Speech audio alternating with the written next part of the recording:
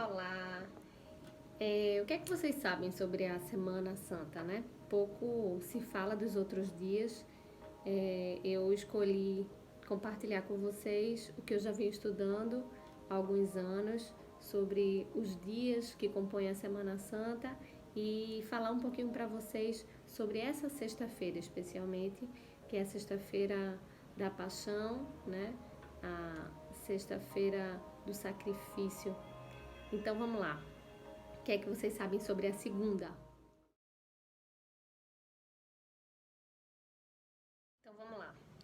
Depois daquele domingo de Ramos, da entrada, né, triunfal de Jesus em Jerusalém, a Bíblia fala que ele não estava feliz, mesmo vendo toda aquela multidão gritando hosana, estendendo mantos para ele passar por cima. Ele sabia que aquela adoração era superficial e era temporária. A Bíblia fala que ele chorou ao lembrar e ao pensar na cidade incrédula, e ele seguiu com os 12 dali para Betânia, para a casa de Lázaro, Marta e Maria, que eram os grandes amigos dele.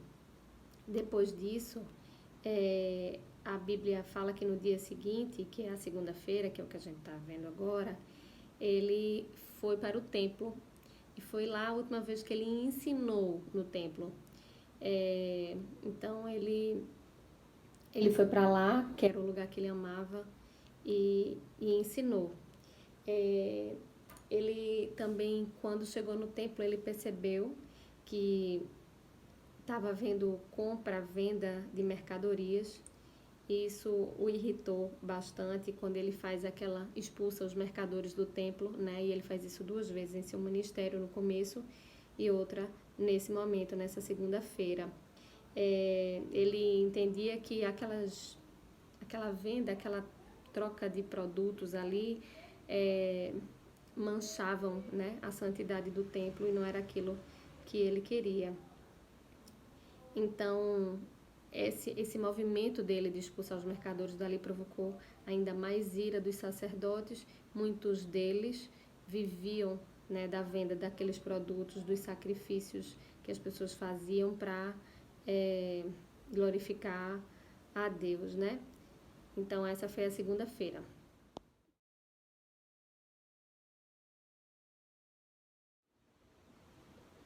Na terça-feira, que Jesus estava fazendo a casa de Lázaro, Marta e Maria de apoio, seguiu novamente para o templo com os 12 apóstolos, né? No caminho, Pedro viu a figueira que ele havia amaldiçoado, que estava completamente seca, ficou impressionado e ele disse: "Tende fé em Deus", né? Ensinou a Pedro. Ele estava indo pela segunda vez ao templo, mas dessa vez ele não ia ensinar.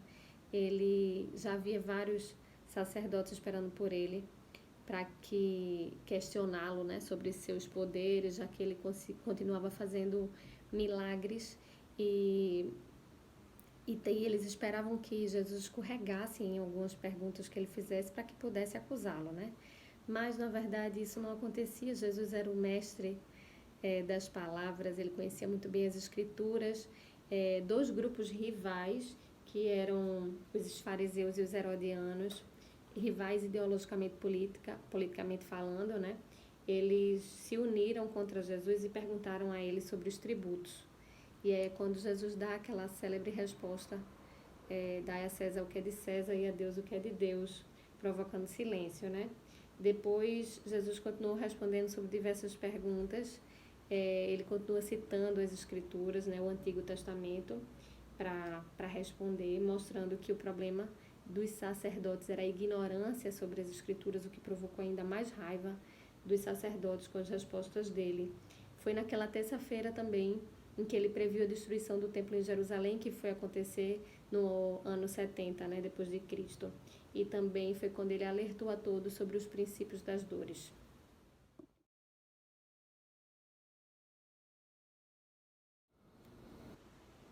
A quarta-feira santa, é considerado o dia oficial da conspiração, vamos dizer assim, né? Foi quando os sacerdotes e principais líderes religiosos se reuniram e estavam reunidos lá na casa de Caifás, que era o sumo sacerdote,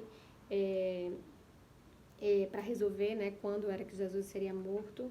e foi nesse dia em que Judas foi até lá e se colocou à disposição para entregá-lo, né? Judas achava apenas que Jesus seria preso, ele não tinha a noção de que com esse acordo ele estaria colocando Jesus à morte, né, à crucificação.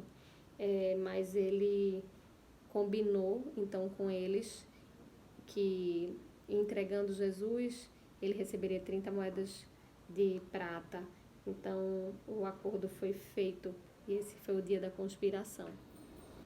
Ainda na quarta-feira, Jesus, que estava recolhido em Betânia com os discípulos, com os apóstolos, ele disse: estamos a 2 dias da Páscoa.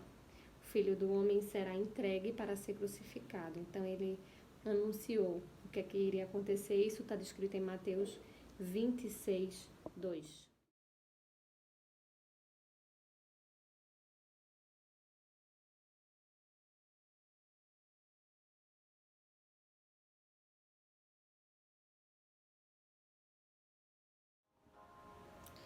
E na quinta-feira, né, quando acontece a Santa Ceia, aqui até com um quadro lindo que minha avó fez de tapeçaria,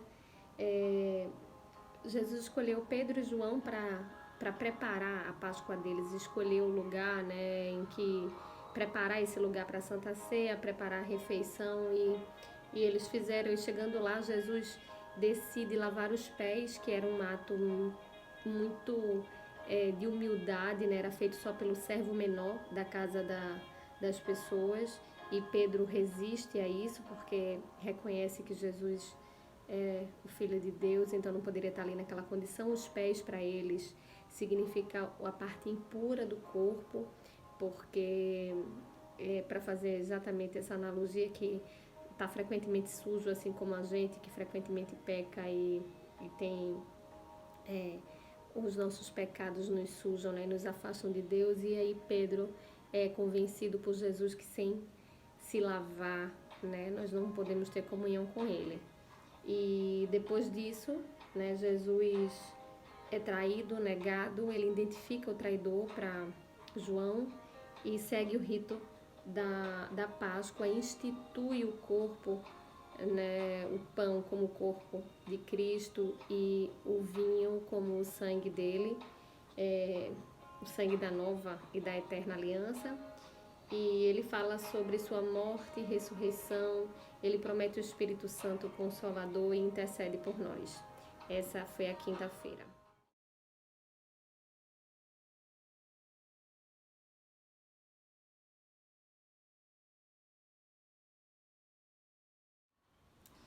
E a sexta-feira, que é o dia em que estou gravando esse vídeo, depois que ele faz a ceia, ele e os 11, porque nessa altura Judas já tinha saído, eles vão para o jardim do Getsemane, que fica na encosta do Monte das Oliveiras, e ele vai para lá para fazer as orações dele para que Deus possa dar força para o que ainda ia acontecer. E aí lá ele escolhe 8 para ficar na entrada e 3 para subir com ele para fazer essa oração, e os 3 eram Pedro, João e Tiago. Os 3, a história vocês conhecem, os 3 cochilam, né, pegam no sono, mas Jesus não está sozinho, tem um anjo que o fortalece enquanto ele ora. Ele escolhe orar de joelhos, com o rosto em terra, pedindo a misericórdia de Deus. E aí, por volta da meia-noite, Jesus, enquanto ele orava, Judas chega e o saúda com um salve mestre e um beijo, que foi o combinado para identificar quem era Jesus no meio deles. E aí acontecem 6 momentos que eu vou ler para vocês.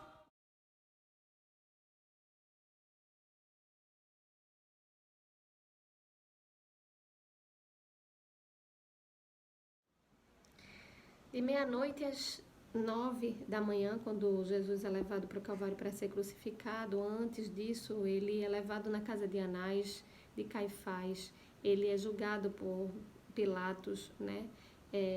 Pilatos entrega ele para Herodes, Herodes devolve para Pilatos, ninguém encontra nada para um motivo para condená-lo, mesmo assim cede aos apelos dos populares de crucifica-o, e Jesus não é o prisioneiro liberto nessa Páscoa.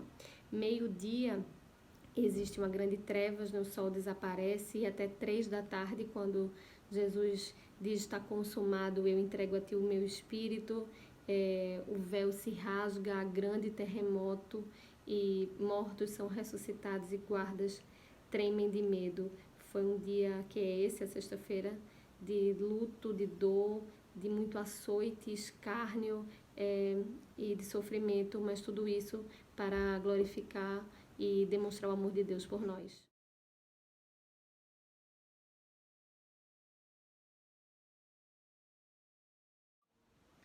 A Bíblia só faz um registro sobre o sábado, que é quando os sacerdotes pedem para que o túmulo de Jesus seja guardado por soldados, né? Para que os discípulos não fossem lá, não roubassem e dissessem que ele tinha ressuscitado. E aí, essa é a missão do sábado. O domingo da ressurreição merece um vídeo só sobre isso e sobre todo esse significado para a gente cristão.